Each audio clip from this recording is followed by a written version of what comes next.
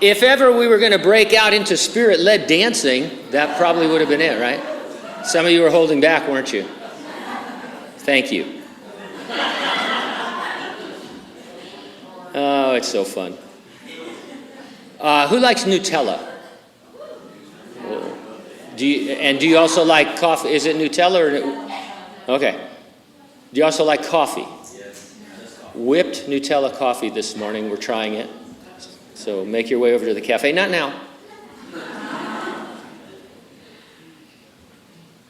The only way to make sense of what's happening around the world today is to know what's going to happen tomorrow. God has seen fit to tell us a great many things about the future. There are hundreds of yet to be fulfilled prophecies in the Bible. Some have counted as many as 500 future prophecies that remain. We reserve a few minutes on Sunday morning to suggest news or trends that seem to be predicted by a literal futurist reading of the Bible. To avoid sensationalism, we're careful to use recognized, reliable sources for news. By sensationalism, I mean any of you who follow these kinds of things online, or you know that the last couple of weeks, everybody's been talking about how the Lord was coming this year again on the Feast of Trumpets, which was a few days ago, I think, and that they had all these calculations and charts and star charts and, secret messages and stuff, and it gives prophecy a bad name. To do that. And so we're not doing that. We try and have reliable sources for news. It doesn't mean those sources are right. It just means they are noticing the things that are happening. And we're never saying the things we report are the fulfillment of prophecy. We're saying that they are the things you'd expect to be happening in the build-up to the future 7-year Great Tribulation. I mean, that's going to hit the ground running. When the tribulation starts, a lot of stuff has to already kind of be in place in order for it to make sense. And so that's what we're looking at. Futurists like ourselves who take the Bible literally have long argued that the government of the Great Tribulation will eventually be some sort of global union, a global government, eventually controlled by the one man, the Antichrist. Global government literally means that nations will surrender their sovereignty to a collective group of leaders. It would be like every country saying that whatever the UN tells us to do, we're going to do. I just wanted to scare you there for a minute. But anyway, in a scholarly journal, one researcher wrote, "The idea of world government is returning to the mainstream of scholarly thinking about international relations." Alexander Wendt, he's an influential international relations theorist, suggested that a world government is simply inevitable. What would it take for that to happen? Well, the likely leading candidate today would be climate change, which is more frequently being described as the climate crisis. Dr. Parag Khanna is founder and managing partner of an outfit called Future Map. He advises many governments and corporations around the world and serves on the board of numerous financial and technology companies. Dr. Khanna said, "We're accelerating into a future shaped less by countries than by connectivity." I'm not sure what he means by that, but the emphasis is on no more countries. Mankind has a new maxim: connectivity is our destiny, and the most connected powers and people will win. Regarding climate change, the good doctor believes that, and I quote, "As climate change tips toward full-blown crisis, economies collapse, governments destabilize, technology disrupts, we're entering a new age of mass migration, one that will scatter both the dispossessed and the well-off." And then he talks about climate population resettlement, and by which I think he wants the map of the world and its nations to be decided by climate issues, not national sovereignty. Put bluntly, people need to be resettled based on what the planet is doing. And so if it's not good for the environment to be living in Central California, then those powers that be would say, well, you need to resettle somewhere else where we're tackling these environmental problems. And this is serious stuff that serious people are talking about.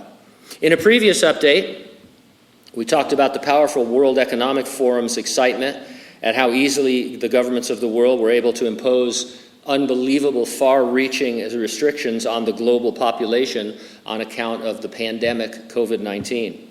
They openly reveal now that they will use climate change to create a new world order, A few years ago, if you suggested that governments might benefit from something like a global pandemic, it was fringe conspiracy theories. Everybody thought you were a nut. Today, these organizations are telling you point blank up front that they are going to use any means possible to form a global government that they believe will be for the betterment of mankind. And so whatever comes along, and right now what's come along is climate change. There's been I don't know if you've noticed this, but there's a huge shift globally about the climate crisis and what are we going to do.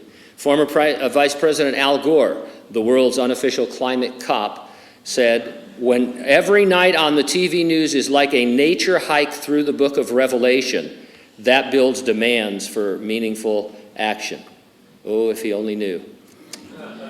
David Malpass is president of the World Bank Group. That's a very prestigious, important position. He was asked whether he agreed with scientific consensus that the mandate of burning, or that man-made burning of fossil fuels is rapidly and dangerously warming the planet. It was a loaded question, obviously, because they said the scientific consensus. So in other words, they're saying, do you agree with all the scientists, or are you crazy? He replied, "I don't know. I'm not a scientist." His remarks prompted an outcry from environmentalists, including Al Gore, who called for his resignation and labeled him a climate denier. 27 House Democrats have joined a growing chorus of voices calling for his resignation. He since has recanted, acknowledging the climate crisis. And so 5 minutes ago he didn't know, but now he knows there is one because his job was at stake. Whether or not there is science supporting climate change, the world's leaders promote a climate crisis, and they don't want any dissent on it or any other global policies. The Prime Minister of New Zealand said recently, leaders cannot ignore the threat posed by unregulated political discourse on the internet. In other words, you have freedom of speech as long as you say what the government wants you to say, and they're going to regulate that. And so we live in a really different world than you woke up to 5 or 10 years ago. And this push for globalism is real. So again, I hope you understand me. I don't care what your position is on climate change. I don't know. Maybe the world is getting warmer. Maybe that happens. I don't know. But what I'm talking about here is that the governments of the world are saying, hey, we can get people so freaked out about this, whether it's true or not, by controlling the narrative, that they will give over their sovereignty to a greater good so that we can save spaceship Earth, planet Earth. It's the only planet we've got. And of course, Elon Musk's trying to get to Mars and get away from all that. But do you know what I mean? I mean, and this is happening. And maybe you are, a climate change person. Maybe you're, Gene, you're going to take me aside and beat me up behind the building or something, as a climate denier. I don't know enough about it to have an opinion. Well, I have an opinion, but it's not, it's not an informed opinion. The planet could be burning up for all I know. Glaciers could be coming right now over the Sierra into Hanford, right? I mean, who knows? The issue here isn't that. It's that we're going to make this issue a world-shattering issue and take over the planet. Small group of elite individuals who want to take over the planet, and they're doing a pretty good job of it with what we've seen in the past. And so if you were to ask me today, how is the world going to go global? I would say climate change, climate crisis, would be a good candidate. We are witnessing, as I said, a stage setting for the 7-year Great Tribulation that is described in the last book of the Bible that Al Gore takes nature strolls through. We will not, however, be on the earth during those terrible times. Jesus promised he would come for us and that we would avoid the wrath to come on the whole world, on the inhabitants of the earth.